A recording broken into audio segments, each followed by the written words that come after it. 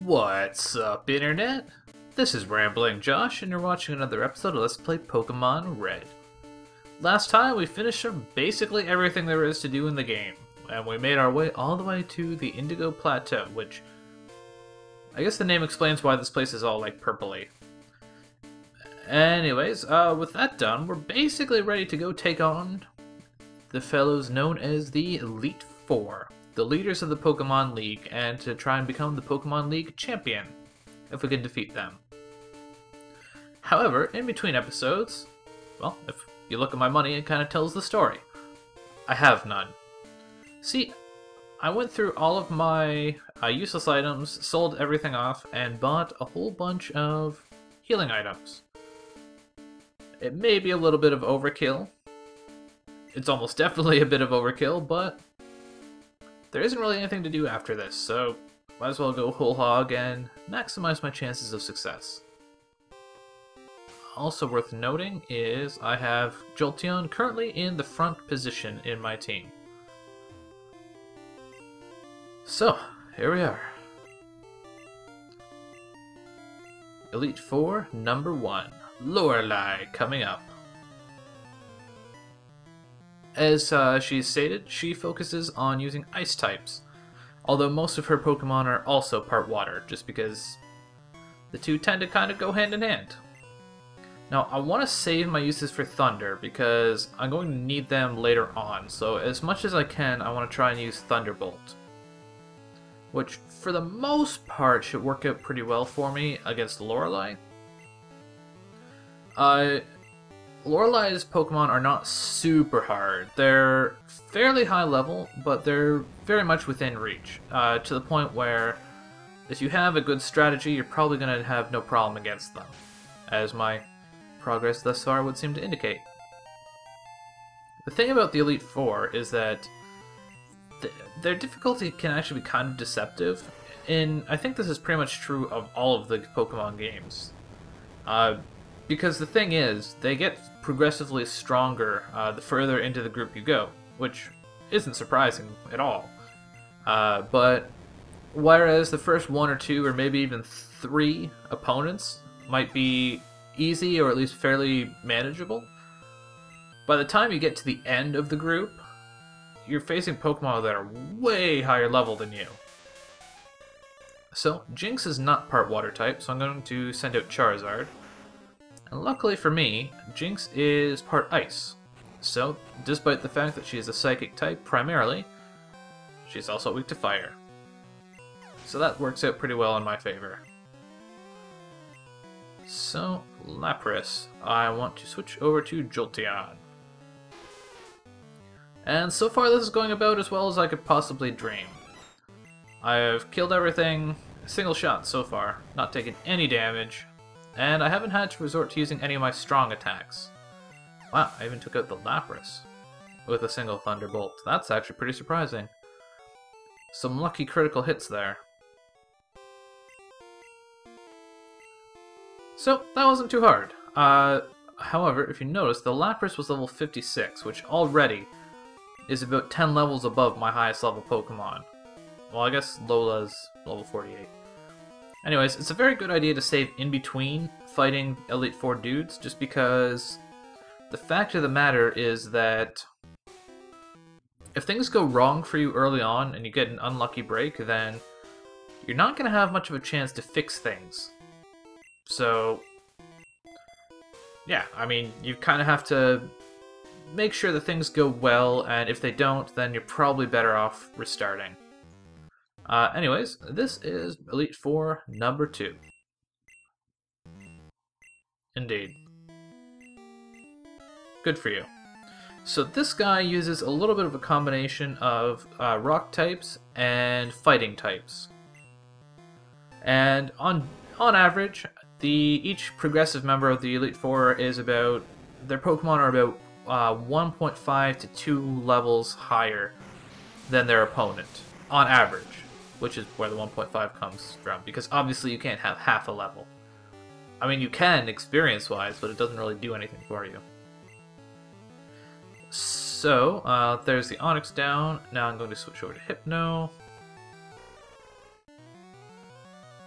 So Hitmonchan is obviously fighting type, so psychic type it is. Wow. Hypno is faster than Hitmonchan? That's actually very surprising. That's actually one of the biggest things that makes fighting the Elite Four pretty hard as things go on, is because their Pokemon tend to be so much higher level than you. It's pretty common for them to attack before you, which in most cases it doesn't really make all that much difference. But against Pokemon that are like super strong, it means that there's a good chance that you're just going to die before you even get a chance to attack. Which obviously is what my Pokemon end up doing for most of the game. But when you're on the receiving end, it doesn't feel quite so awesome. So far, though, that obviously hasn't been a problem. Although Onix is certainly not the fastest Pokemon ever. In fact, he's one of the slowest. And he finishes out with a Machamp. And to deal with that, we have Hypno. Hopefully, wow, he's even faster than Machamp. He's 12 levels above me. That's actually very surprising. I would not have expected that at all. And he kills himself. Works for me! So, I received my first hit and it almost killed me.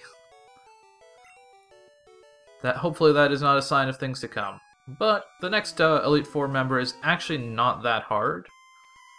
Before I proceed though, I want to use Hyper Potion on Hypno. Get him back into fighting shape. That's what potions are for. And I want to switch Hypno into the front. And save.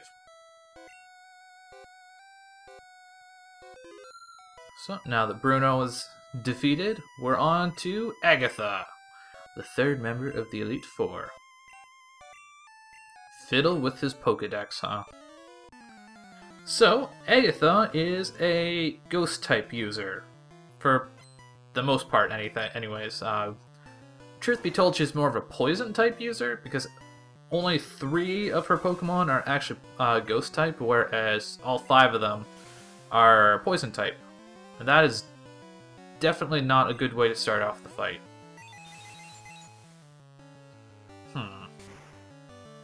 Well, I guess normally I would be concerned about wasting a turn. Wait, can't heal Confused with a full heal? What is this madness? Normally I would be concerned with wasting a turn using an item, because it would mean I would take damage, and that's like less turns to it just wears down my Pokemon. But having all of these restorative items on hand, I'm not as concerned about it.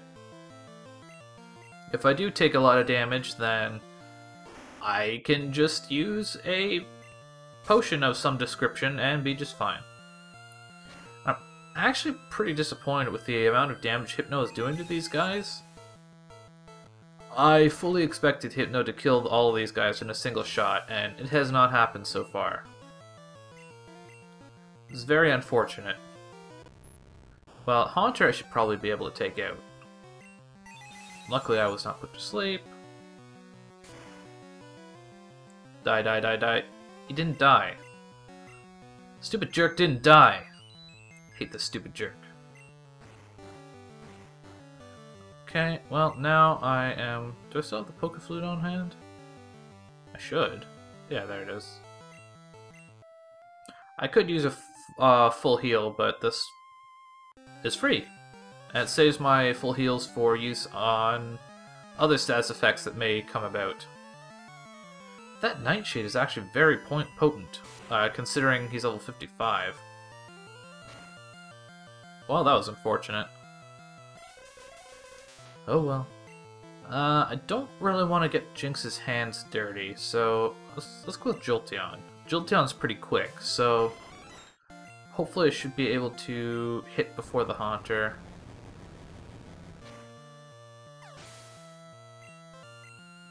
Okay, Jolteon levels up. Pin Missile, huh? Sure. Let's get rid of Double Kick. I might as well give Pin Missile a try. I kind of doubt whether it will actually be useful at all, but it's worth a shot.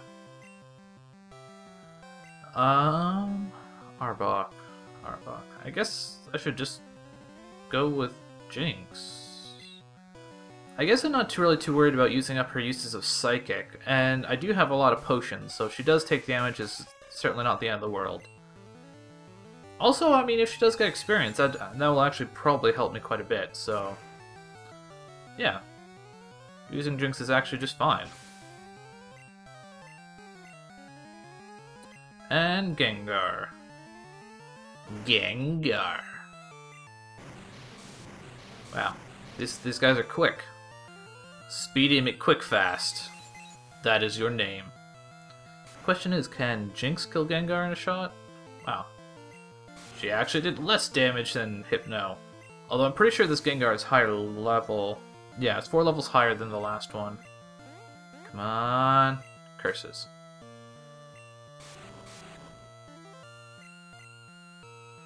Well, Dream Eater doesn't tend to do a whole lot when your opponent is not asleep.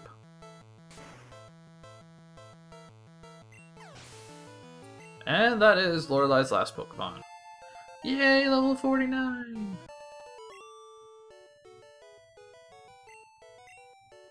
Why, thank you. Okay. And that was Agatha, number 3 of the Elite Four. As you probably noticed, things got... oh, I'm actually not controlling my movement at this point. Things got a little bit messy there. Certainly not the end of the world, but... could have gone better. So I want to use a full restore on Lola. I want to use a revive on Hypno.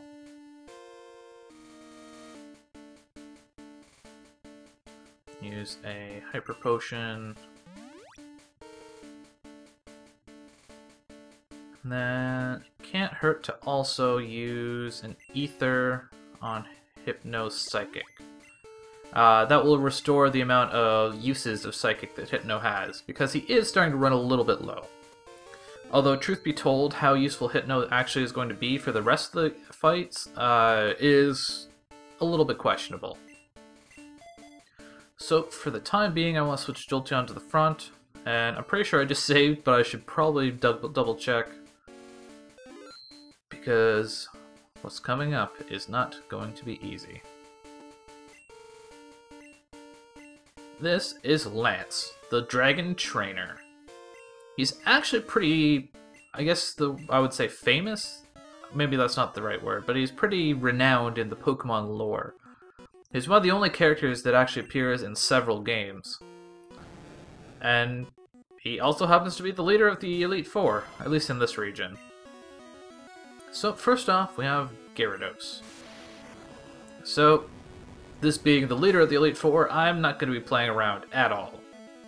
I'm going whole hog on this guy. So, took out Gyarados pretty easily.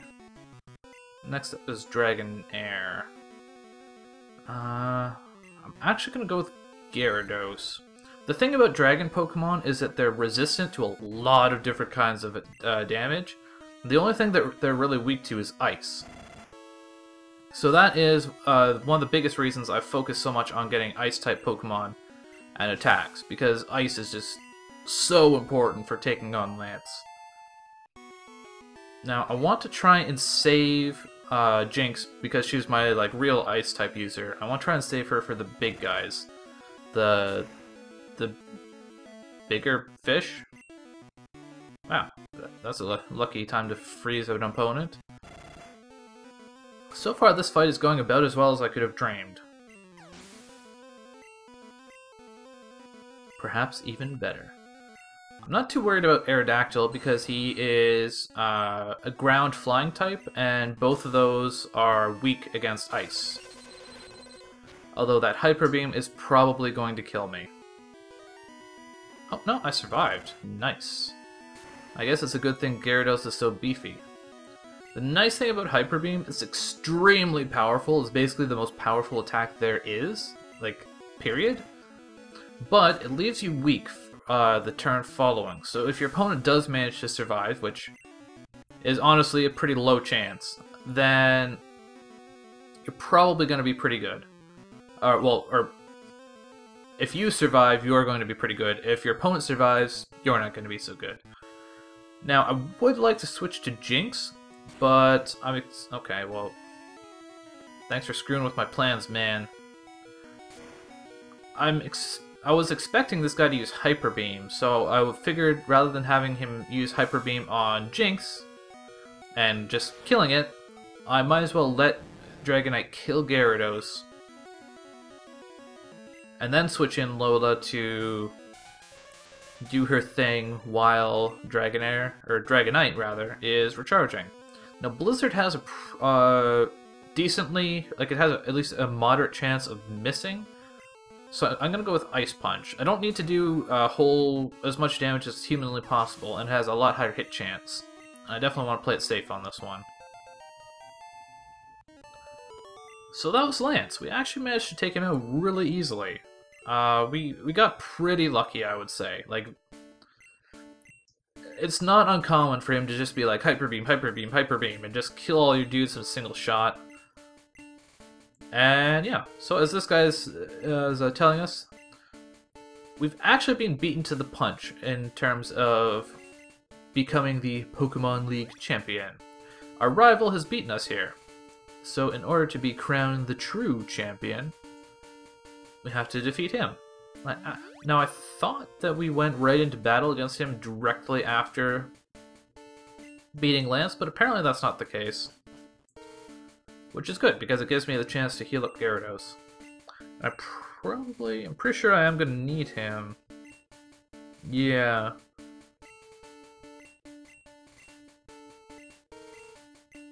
Indeed.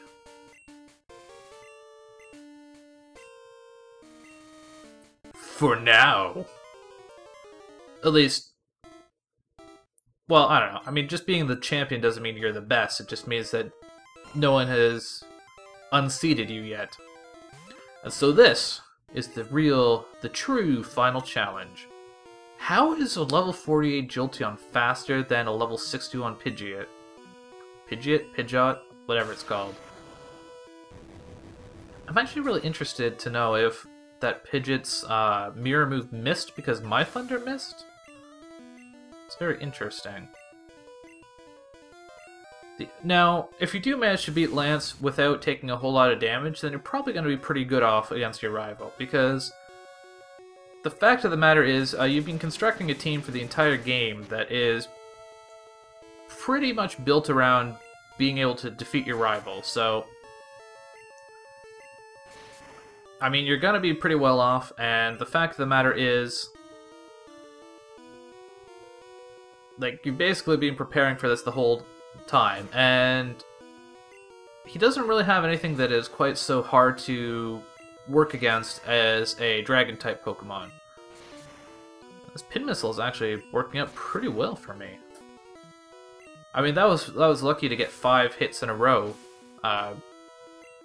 Usually the average is about 3, but that actually worked pretty well. I'm actually very impressed by that. Okay, Rhydon is up next. Let's go with Gyarados, I guess. I could have also gone for Jinx and used Ice-type attacks, but might as well go with Gyarados. I'm not particularly sure why. The Gyarados is a better option. He very well might not be. It's just what I feel like doing. Truth be told, I'm actually a little disappointed in how easily I took out Lance, because Jinx was supposed to be like my secret weapon, and I didn't end up actually needing to use it at all. That takedown hurt like hell. But that's okay, because Arcanine should be dead now, and I really don't need to use him, or Gyarados, for anything else after this. And Exeggutor, so finally, another chance to use Charizard.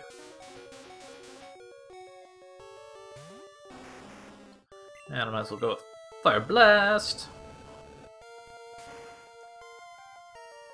Wow. Exeggutor must have a bajillion hit points or something. Like,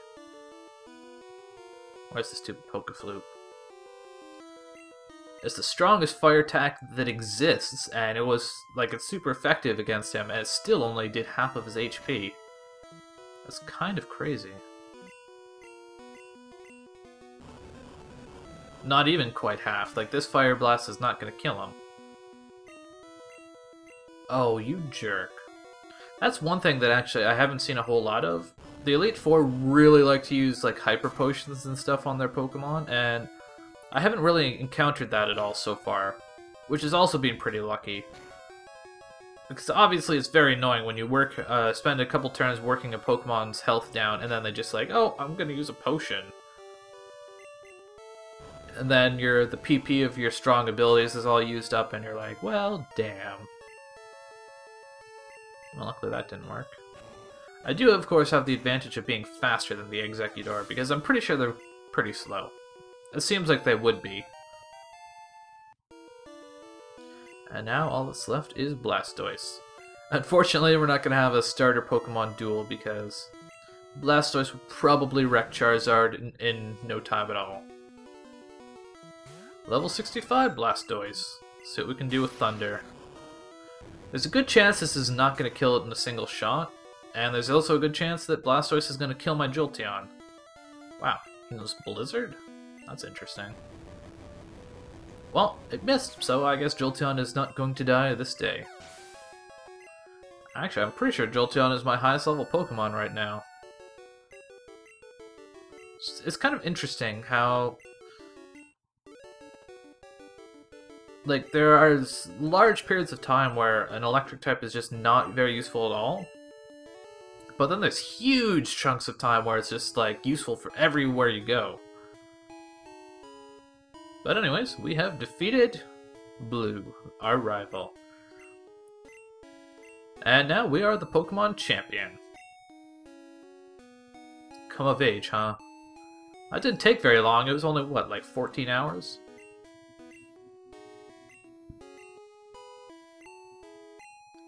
Seems to be something that people tend to forget pretty frequently. I don't know why it looks like Professor Oak is always mad. Marvelous! I don't know why they let Professor Oak in. I don't know if he's like an honorary member of the Pokemon League or something. Pokemon Hall of Fame. It is kind of neat that they honor the Pokemon and not just the trainer. Because obviously the Pokemon do all the fighting. Although this whole sequence does feel a little bit unnecessary at times. It's just like, hey look, these are the Pokemon that you've used all 6, like, for the entire game. Just in case you forgot who was on your team. I'm not sure if you can ever even actually access this Hall of Fame. If you can, I mean, I guess it'd be kind of interesting just to see what kind of teams you use and maybe what teams other people use. I actually did not end up using Dugtrio at all in the entire Elite Four sequence, did I?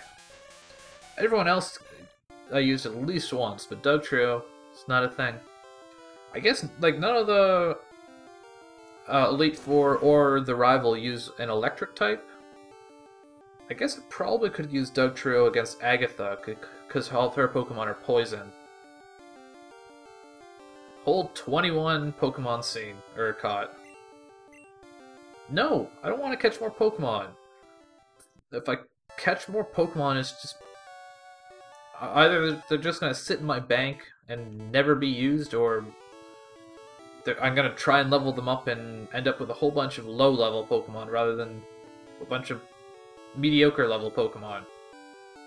Like, even focusing 100% on the 6 Pokemon that I have for the entire game they're still like drastically lower level than everything the Elite Four has to throw at you. Like, the lowest level Pokemon any of the Elite Four has is 53? And that's still 4 levels higher than anything I have after defeating all of the Elite Four. Like, your rival has everything is above level 61. Lance has like level 62 Dragonite. I guess it's just down to strategy prevails. Prevails, that's the word, not prevails. Is prevail even? Yeah, prevail is a word, isn't it? I think. Anyways, I'm just talking about random stuff instead of the game, which is what I'm supposed to be talking about during the credits. Really, there isn't a whole lot to actually say about Pokemon, because it's just a good game. It tends to get a little bit of a bad rap, I think, just for being like a kiddie game. And some of that is merited. Obviously, it was huge with the kids several years ago when it first came around. And I guess a part of me probably has the like rose-shaded glasses, just because of I was so into it when I was a kid. But at the end of the day, Pokemon is still a very good RPG. And now that is the end of the game. And I'm pretty sure that if we were to... I'm pretty sure it like automatically saves your game. So now if we continue, we start off in Pallet Town. And there's one thing left for us to do. We have to head up to Viridian City.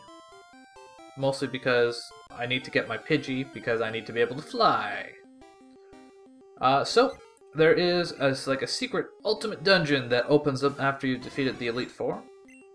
So, technically this LP is over now that I've beaten the game, but there's one bonus episode left to be created.